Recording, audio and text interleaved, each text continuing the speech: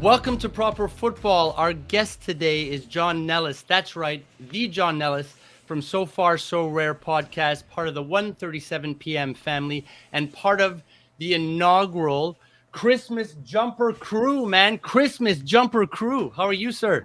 I'm great. I've got my PlayStation jumper on. It's actually the first time I've cracked it out this year. Oh, yeah? That's amazing. Yeah, it's actually a disgrace. I think with like COVID and not socializing, normally there'd be Christmas jumper parties, work parties. There's just been no excuse to wear it. So this is its first Dude, appearance this year. so not only is it the inaugural one, we're also cracking it open. This is its first, foray into the World Wide Web. I love it. Same here, by the way. This is the same for this one. I'm telling you, brand new. Is that printed? Is that a printed Chelsea thing, or No, is that it's stuck knit. on? Oh yeah, it's Oh all wow! knit. Yeah, this is Oh baby! oh baby. So thank you for joining us. The what we do here is we have a 12 questions later on at the end of the segment, which I didn't mention to you before, where we ask you some quick questions. You can answer anything you want in rapid fire, and I try not to disturb you guys. But we want to get to know you. You're not just part of the family, the 1:37 p.m. crew. You're into a podcast that you host called So Far, So Rare, and you just did a really fantastic job with your vlog, by the way. I did check it out, as all good people should, as your trip to Spain. I didn't see enough tapas, to be honest. I'm a tapas guy. There was a lot of tapas. There was a lot Yeah, of I tapas. didn't see enough on. I do like to see a good tapas shot here and there in the. I saw the squid ink pasta or whatever the squid ink thing. Yeah. After a night out, totally, I felt that. I knew exactly where that was. For those that don't understand, they'll see when they actually check out your YouTube and check it out. So listen, Hopefully. John, please, could you give us a little background on who you are and what you're up to? Yeah, so my name's John Nellis. I'm from a little seaside town near Newcastle, or near Belfast in the north of Ireland, but I live in the very south in a place called Cork. But I've been into football. I'm not one of these people who's been kind of. I think when you grow up in Ireland, the standard of football here is so terrible that I never really cared about it growing up. And I think here we have a lot of rugby players, we have a lot of Gaelic football players, hurlers. There's a lot of like sort of Irish sports that really take precedence, and I played them growing up.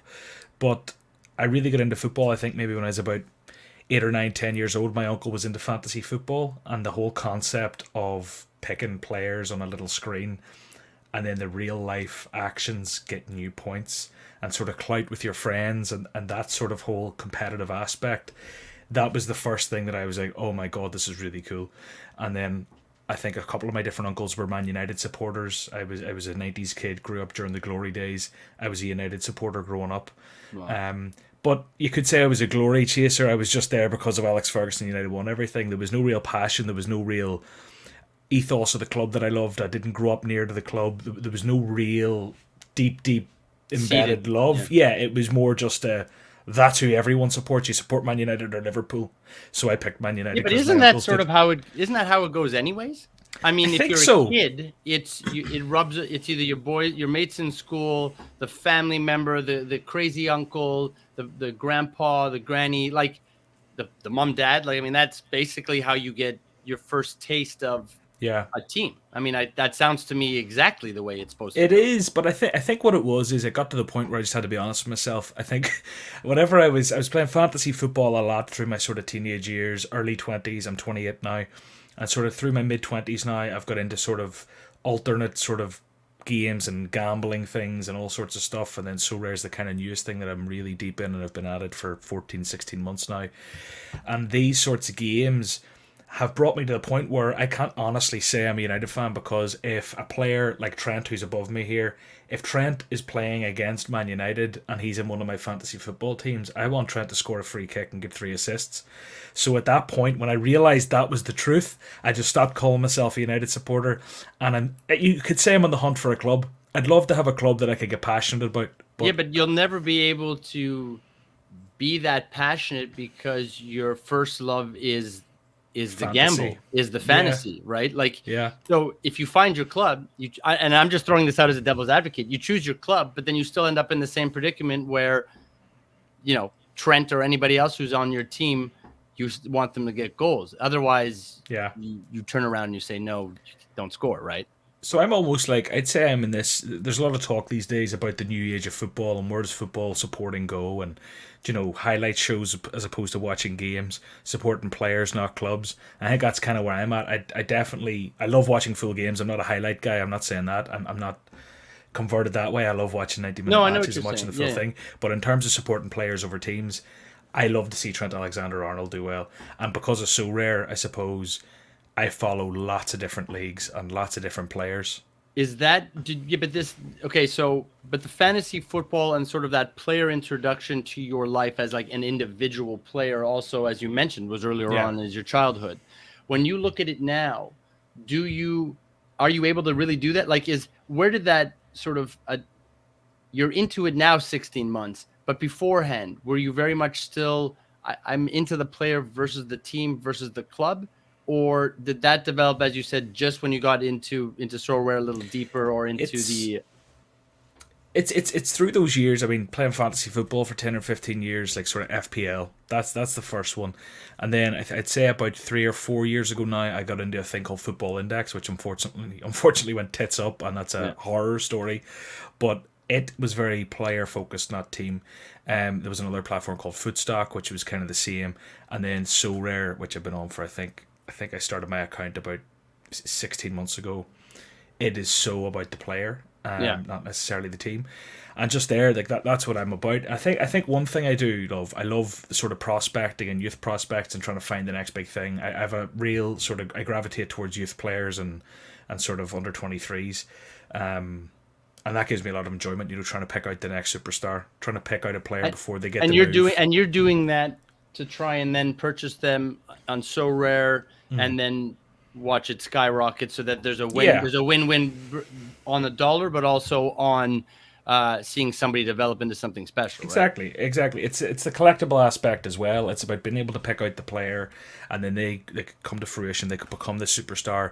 They're starting in a sort of top 5 European League team, and you picked them out when they played for Alkmaar, and no one really knew about them, and that's very satisfying.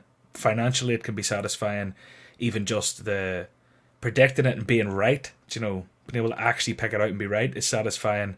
And just following that player's journey, following that player, following their performances, following the team, it adds a lot of It's a hobby, it adds a lot of entertainment to your week. There's a lot of different games you can watch whenever you open yourself up to 10, 15 leagues, not just the kind of two or three, four. Yeah, no, you're absolutely right. And for that, and we'll get into that in a second, because I'm in total agreement. I think one of the best ways to get a big picture view of football and to sort of understand the uniqueness of each league, because we were talking night and day everywhere. I'm sorry, it's night and day in every single league. Like, I understand they're still kicking a football, but my God, everything about it is different. Yeah. Explain to people, dumb it down. Well, I don't mean that in a disrespectful way. Just So Rare. What is it? Yeah. And if you're somebody that's not into collecting Panini stickers or actual physical cards, never were, but you're into football enough, you want to get down, how does somebody start? I know you can open up an account, you get some free players to kick it off, but my point being is, what is So Rare, and why should people get excited about it? In a nutshell, it's it's such a hard question to dumb it down and not talk for 20 minutes. Okay, so if I really had to break it down, I could definitely break it down. So if I had to break it down, it's just fantasy football, but you buy players and you have your players, other people have their players. It's almost draft-esque. It's not FPL-esque where everyone can have everyone. It's real dollars. Remember that. Yeah, it's real money. A certain amount of people can have each player. You're playing these players in fantasy football games where you can win Ethereum, which is essentially cash, or you can win more cards of players, which you can then sell or you can keep and use and utilize. But for me, the exciting part is, personally, if you're not into collecting, that's fine. I love the collectability of it. NFTs are going through a massive boom phase for the last forever. And NFTs as a whole concept, I love it. The big thing that gets me... I'm butchering this because there's something I want to say, which I'll get to, and it's about the sort of real world and the physical aspect to these digital cards. But first and foremost, I think with So Rare, and when you're playing with these cards, it's the collectability aspect is a huge thing for me. And with NFTs, booming as they are, as I've said, it's one of those where I'm going round in circles in my head, Paul. I don't know if you do these things again. I've just lost my trail of thought. Can I do that again? No, you don't. Just keep going. Keep going, man. No, dude, you're not butchering what the fuck? it, dude. No, I have. Fucking, and the reason I have is I was up to 6 o'clock last night drinking, and I'm trying here to explain it. Boy. So rare in fucking 2 seconds. You don't have to. Listen, it's not, you know what? It's not actually that, you can't break it down that easily. But it's hard, but there's a point that I'm trying to get across, and it's, while I think 99% of these NFT projects are going to die, I think Sorare as a core principle and having the licenses that it does, I think it survives the test of time. The big thing that the reason I'm kind of started in my head here is I find it so hard to preach this to the masses and the average football fan, because I realize that Sorare has a massive barrier to entry, and it's hard for me to say, like, why what is that barrier? Financial. It's just too expensive at the minute, if you want to come in and play with the best players. But I think that irons out over time. I think the new limited cards they've brought in, I think it is a bit more accessible. But I think it's hard for everyone to come in and have the passion I have. I was lucky because I get in early. I have a very big gallery of players that I can utilise. For you to come in now, Paul, or for someone else to come in and try and throw themselves at it, it's tough because you're coming in and the prices are high. So I think you need to have that love for football and those more remote leagues to be able to get bargains to compete with people who've been here for a while. Right. So for me, you either need to come in with money or you need to come in with time and knowledge. Yeah, it's one of these axes you need to come in with. With both, actually, right? Both is ideal. Both is perfect. But if you don't have money, you need to have a lot of knowledge and time and be able to research. But the big thing for me, and the thing that I've been beating around the bush about, the one thing that keeps me excited about Sorare long term is it's the real world sort of redeemables, in terms of they gave away like an all expenses paid VIP El Clasico trip as one of their prizes before. And I think as we go on, we'll see more and more of this with memorabilia, with players, with all like sorts of redeemable, bigger connection to that item. So if your NFT, if you have your Sorare card, if you have your Mbappe, or you have your Neymar and you're a PSG fan, and then they turn around and PSG provides a big, some sort of big prize, depending on the version of that Neymar that you have, that you can then redeem, like you said, to have some sort of fantastic experience at Parc des You get a Princes. FaceTime call with them. You get free beers. Crazy. You go to the stadium. Right. You get a World Cup trip, all expenses paid. You get those things. You get to meet a football legend. You get to go and shake hands with Ronaldo. You know, those sorts of things. I think long term, like Sorare will really double down on that, and I think like that's where it gets very, very exciting, because you can't really put a price on those experiences. Some of them you can, like tickets to a match, you can put a price on that, but like some of the more intimate sort of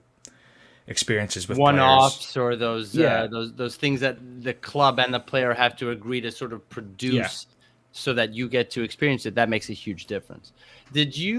So let me jump from that, and that you didn't butcher it. You made it sound. I 100% butchered it. No, dude, it's so important that people understand what Sorare is, what the picture is, that it's long term, that Sorare is deep, getting all the leagues they can, all the players. I mean, they want to have. If you want to think digital and you want to think football and you want to think player, you want Sorare to be part of that. That's it. There's nothing else. You know what I mean? Like, that's how they want it. And so it's like you said, there's a lot of stuff going on, a lot of things happening. So all that being said, I want to jump into the vlog for a moment. What you just did with Barca in Spain, was that as a showcase of something that was coming down the line for Sorare, or was that this is a trip of a lifetime? I've always wanted to do something like this. I've always wanted to go to Spain. I want to see some of these, superstars. Maybe I own maybe I have a card or two of the guys that I'm watching on the pitch. Like, what was it that you said? Me and my bud, we're getting a camera, we're packing up, and we're gonna shoot the content and have some fun. It's been an idea that's been in my mind for 6 months now, and where it all comes from basically is I make no secret of the fact, Paul, that look, I was pretty early to the game of Sorare content. And I put out a few videos, and a few of them search really well, and loads of people sign up using my link, and I'm very transparent. I'm an affiliate. I'm going to get paid here. and I have done very well this year. And for me, there's two types of ways that content creators can go, and you'll be very well versed in this, particularly with like affiliate type things. You can take the cash and you can run. You can take the cash and you can try and just like, oh my god, look how lucky I got and whatever else, and you can keep doing what you're doing. Or you can try and push yourself to the next level, and you can reinvest in yourself and back yourself. And that's what I'm trying to do. So I've done well with the affiliate things. For me, I could take the money out and knock it off the mortgage or do whatever, all that type of crap. Or for me, it's a case of, right, like that vlog, it cost a lot of my money to produce. Oh, yeah, it but did. it's like, it did, because I had to fly out the cameraman, all expenses for that, get all the stuff sorted, all, all the experiences, Dude, everything else. I know. And you never make that back on ads when you have 4,000 subscribers on YouTube. You just don't. you just don't. But for me, it's about putting myself out there, trying to push the content from making little videos in this room of me talking into a camera and all, and trying to push it to that next level of like, geez, that's actually really, like, a lot of people were like, wow, that's actually edited really well. Like, geez, that was actually really good. And that's what I want. I want people to be like, I want to do this consistently enough. COVID's killing it, which is a shame. Travel is an absolute nightmare in Europe. But like out the back of this, when restrictions are lifted, I want to be able to put out one of these every 6 weeks, every 4 weeks, and hope it gets momentum, and hope people engage with it, hope people vibe with it, and I don't know, just build a community around it. I think the amazing thing that I found from it was that a few guys flew in and a couple of guys were there for that vlog in Barcelona. I'm confident now if I did one of those in the UK, 50 guys would show up and drink beer and talk about Sorare, which would be so exciting. So I can't wait to do that.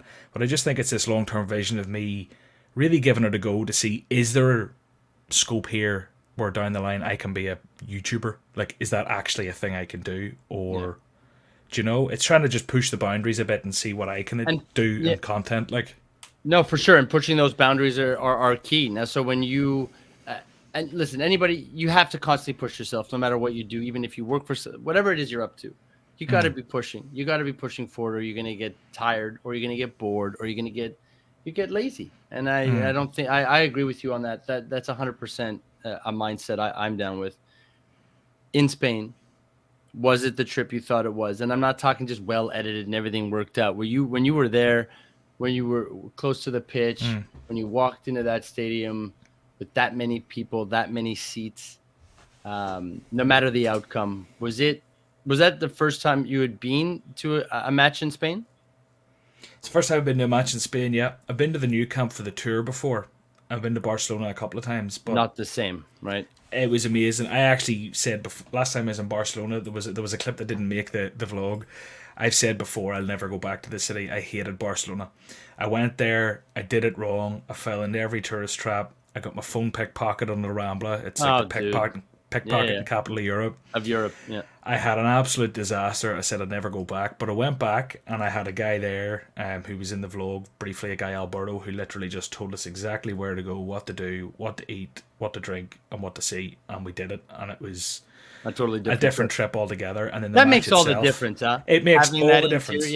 All the difference. And I think for me, a big part of it is I've got to the stage in my life where it's like I'm starting to do trips, even in my personal life, the way I want to do them, and that is, if I go to a city to enjoy it, I'm not the type of guy who enjoys 20,000 steps a day, walking around every monument and statue and garden and tourist trap. I'm the type of guy who likes to go embrace the actual local culture and what real people there actually go and eat and drink and having a wee coffee and enjoying a nice park and the music, totally. That sort of thing, and that's what I got out of Barcelona this time. We didn't even set foot in like La Rambla or any of that sort of crap. It was, we did what we wanted to do. We went to the match. The result wasn't great, but even just seeing the new camp and all its glory, I suppose, at the size of it. The noise, even it wasn't full. There was 60,000, 70,000 people there, I think, when the capacity is nearly 100,000. But even that, whenever like Barcelona player gets fouled or there's something goes against Barcelona, the whistles, and honestly, it was crazy. And like the VIP experience itself, it was surreal. You know, and I'm used to going in, clocking in tickets in Europe, going through turnstiles, going up into the high seats, the nosebleeds, like. And I was in there, pitch side, the whole VIP bit before, with all the champagne and the food, and it was incredible. I wish we could have recorded more of that. We got told to put the camera away. Sure. That's okay. Allowed to record it, but that's fine. It's in your heart, Johnny. It's in my your heart. Yeah. But it was strange, like, you know yourself when you go to places and you're there to make content. Yeah. I think what I loved about it was because I went and I paid I like you can half-ass stuff or you can go balls deep. And I went balls deep. I paid a really good guy who I get on with very well to do a very good job. And it meant that when we were there, he was on the job, I wasn't. Do you know? Right. He was the one thinking, we need to get a shot of this. We need to do like a link between you leaving that restaurant and going to the match. We need to get a link between this and that. All that stuff that makes the vlog good, coherent, and make it flow. I didn't think of that once. He did the pre-production. He recorded it.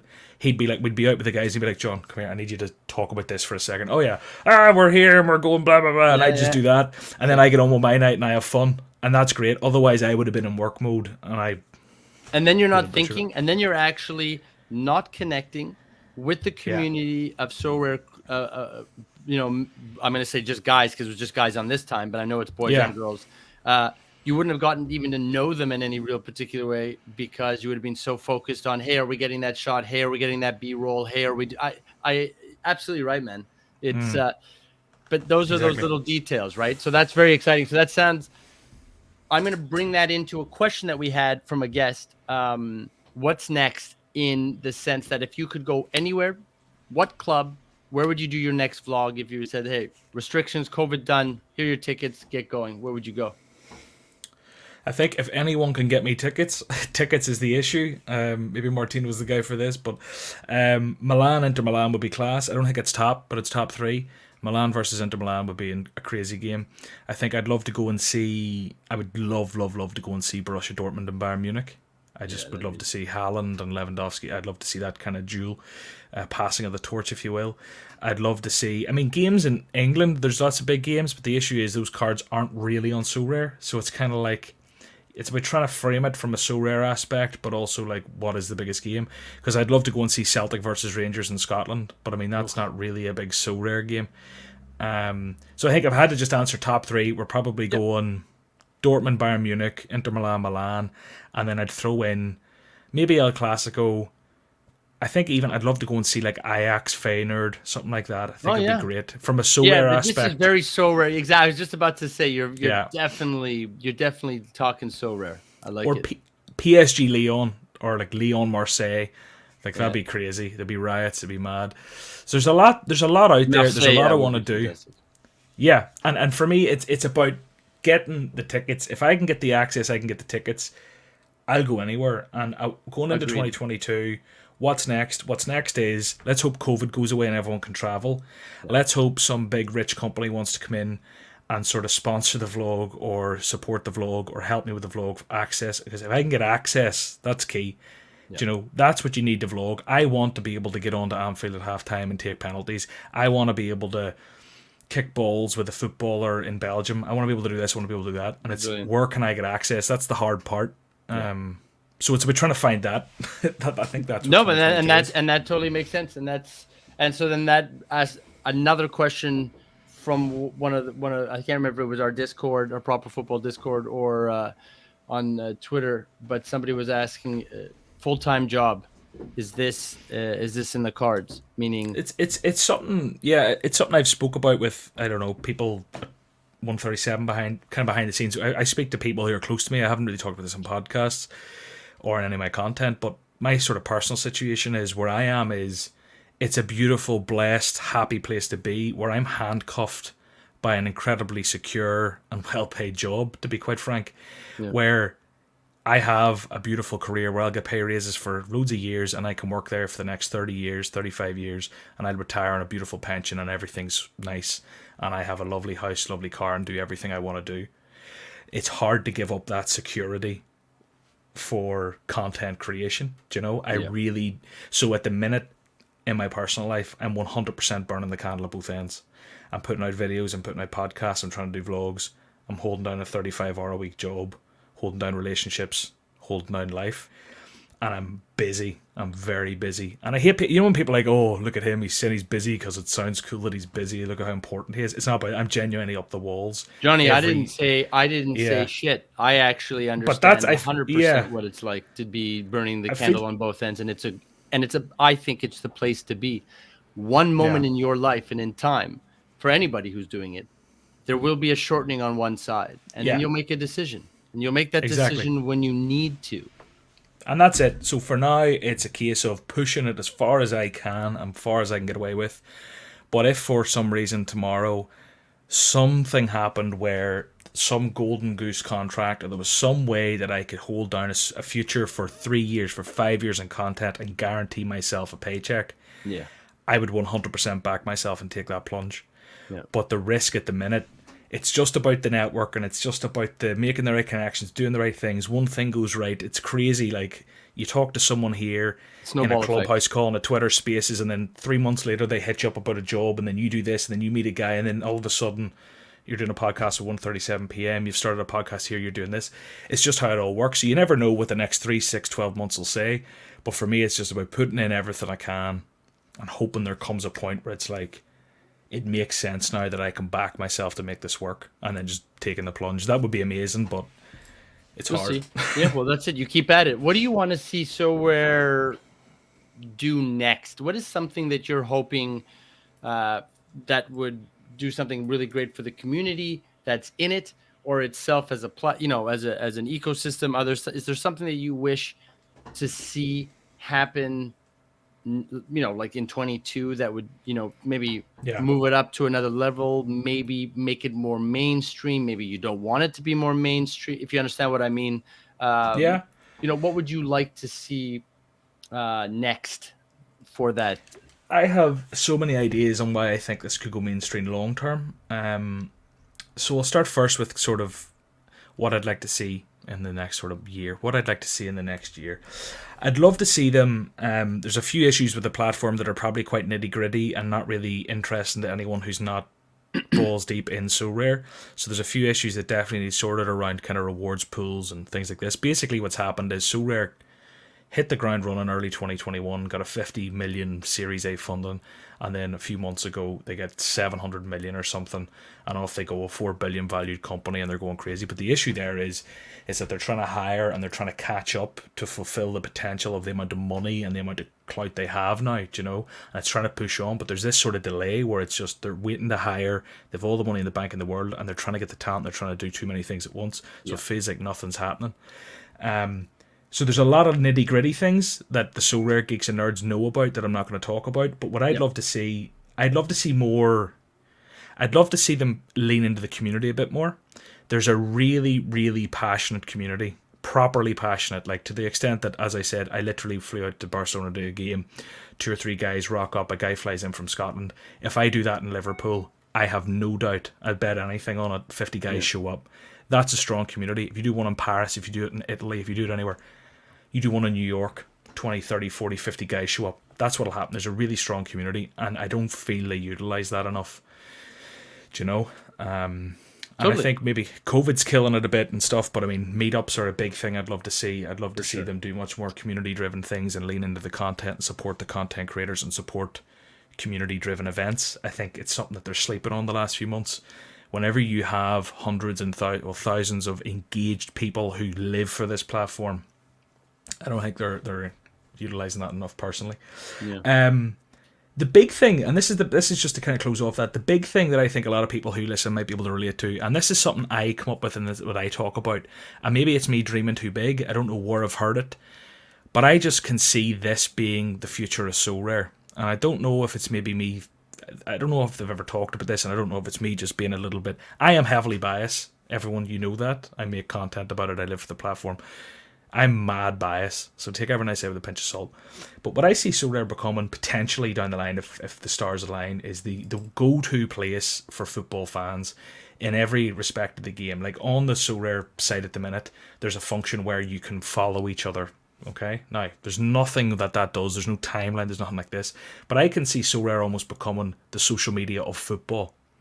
So like, you go to Sorare and all your people, all footballers are there and they're engaging and they're talking. All your friends are there and they're talking and engaging about football. And what I see with the amount of money Sorare have, I don't think it'd be surprising if they get some sort of TV rights, particularly for the more peculiar leagues. Peculiar for sure could happen. 100%. But if you look at even Paddy Power, Bet365, they're showing Ligue 1 games. They're showing Serie A games. They're showing German games. They're showing all the games really apart from the Premier League. Yeah. And is it out of the realms of possibility that a 4 billion plus valued company and all the money that's coming through the door is so rare that they nail down some TV rights? And what I could see them doing then is, when you hear your player scores and you have to go and try and find the highlight on Instagram, on Twitter. It pops up automatically, sort of thing. Yeah, you go into the player. If you own the player, you get a notification. You click it. There's a 15 seconds of him getting his goal, his assist, his clearance off the line, and his then red all card. of that becomes linked. There's enough digital background stuff that could easily do that, right? There's enough things that are going on that could do those tagging. It's a grand vision, when you're thinking about that, because that is something that doesn't exist now. If you want to watch a game, you need to sit down and watch Sky Sports. You need to pay your subscription. You need to do this. You need to do that.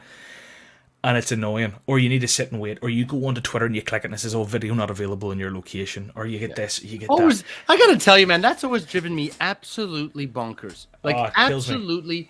I'm just sorry, just because you said it. So I just gotta say it once. You're fucking joking. In the world that we live in 2022, I'm going 2022, 2021. You're telling me that I'm going to be able to see that video at some point somewhere. Yeah. Why, as a platform on Twitter or wherever we're discussing content not available in your location? You got to be kidding me. It's annoying. It's licensing. It's bollocks. And I just think there's a real gap there. It's almost like Spotify interrupts the music industry. It's how different things come in and disrupt industries. Yep. I think so rare. Whether or not it's the path they choose, whether or not it takes 1 year or 5 years, or if it ever even happens, it might never happen. Maybe I'm talking out of my arse. But I just think there's a massive hole there, and Sorare are in the prime position to come in and fill that void and just be the go-to place for football fans. With the NFTs, even as a side thing, where it's like, oh, there's this massive fantasy football collectible game that all the footballers play. Timo Werner plays it. Antoine Griezmann plays it. Dembele plays it. Piqué plays it. There's a lot of them play it. This whole thing going on, all this trade and collectability, okay, high net worth individuals play it and it's a bit out of our reach, okay, at the higher echelons with the bigger prizes. But there's a higher echelons to everything, John. Exactly. That exists in everything you do today. Sorry. Yeah. Everything's not accessible to everyone. It's just correct. Not the way the That's world just works. what it is. It's capitalism, John? Yeah, sorry, go ahead. But the bottom line is, in a nutshell, might never happen, but I just think Sorare are prime position to do that, and the upside there is incredible. Might never happen, but if it did, if 5%, 2% of the time it happens, the upside is... And there you are, baby, right in the front. John, this has been really a lot of fun getting to know you with our virtual coffee or pint, since we don't have either of those with us right now. Yeah. I'd like to have the opportunity to get in touch with you again in the new year. Maybe we can figure out some stuff, as well as I do want to get you on 12 questions. So, yeah, John, can I ask you to do 12 questions with us on proper football today? Let's do it. All right. So this is 12 questions with John Nellis, the Christmas jumper edition. Yes, all right. Baby. Let's see that PSB. Question 1. What is your favorite type of art? Oh my God. What is my favorite type of art? Do like the NFT, like sports card collectibles come in? I don't know. Sure. Is that art? Absolutely. Art is subjective. Anything you say goes. Sports card collectibles. What is your favorite song or band? Do you know what my favorite song is? It's not my favorite band, and it's not something I listen to ever. But I'd say if I could only listen to one song for the rest of my life, it would be Bad Out of Hell by Meatloaf. Controversial, I know. And That's I am... fucking amazing. Do you know what it is? I listen to grime music, I listen to rap, I listen to traditional Irish music, I listen to all your normal hits. I have a real eclectic mix. I really do. But occasionally Bad Out of Hell comes on shuffle play, or that album. It's the only album I think I ever listened to. And it's one of those, it's like an 8 or 9, 12-minute song. And it's like, I've thought to myself, if I had to listen to one song forever, it's probably that, because it's like 4 songs in one. Anyway. Because it flows. It brings you into different spots. Number 3, I gotta keep it, this is short and sweet. Number 3, favorite footy or sports team? Oh, that's hard. Ireland. Perfect. Favorite athlete, dead or alive? And by the way, you just screamed Ireland. So Ireland, is this rugby? Are you talking polo? Are you talking I'm talking football. If I had to actually go and get passionate about a team, it's like Ireland trying to qualify for Europe or something. Perfect. I'm just laughing with you. That's all, mate. Favorite athlete, dead or alive? Favorite athlete, dead or alive? If I could meet one athlete, I'm so bad at these snappy questions, Paul. I'm ruining your whole thing. Who's my favorite athlete? Let's Your go boy for. behind you, number 66. Do you know what? Trent's not a bad call, but I'm gonna go with. Go for Trent. Go for Trent. I was gonna say Johnny, another. you were gonna get it. Paul O'Connell would be a close second, I think. Big Love Irish it. rugby player. Love it. What's your favorite breakfast item? Overnight oats. Oh, you're so smart. What's your favorite drink? Alcoholic and non-alcoholic. I had my favorite ever drink the other night. First time I ever had it. I had an amaretto sour, and it was phenomenal. That's amazing. Phenomenal. Okay. Yeah. Non-alcoholic. I'm gonna go for something a bit funky now. I'm gonna say pineapple juice. What's the first thing you would buy if you won the lottery? I would buy a new house. Dream trip. Dream trip. At the minute, probably like Route 66. Isn't that what it is in America? We're planning a road trip across the states tomorrow or next year. So yeah. Very cool. What are your thoughts on NFTs, and do you own any? I mean, you sort of answered this whole show. So I own like, I don't know, 100 plus Sorare cards. I own maybe 6 NFTs outside that in MetaMask, and long term. So you're a fan. I'm a fan. Yeah. Yeah. Pajamas, sir, or no pajamas? No pajamas. What is your favorite fashion brand at the moment? Vans. Very good, man. What is your favorite? Do you have a superstition, and what is it? No. Superstitions are stupid. All right. And would you call it? Man, dude, it's your answers. It is what it is. It is what it is. I didn't say anything. I didn't even make a comment. Would you call it soccer, or would you call it football? Football. John, that was 12 questions on proper football. That was honestly so much fun. Thank you so much for joining us. Happy holidays. Be safe, and may the adventures continue. No, thanks a million for having me, genuinely, and happy Christmas to you and everyone watching or listening. Cool. Cheers.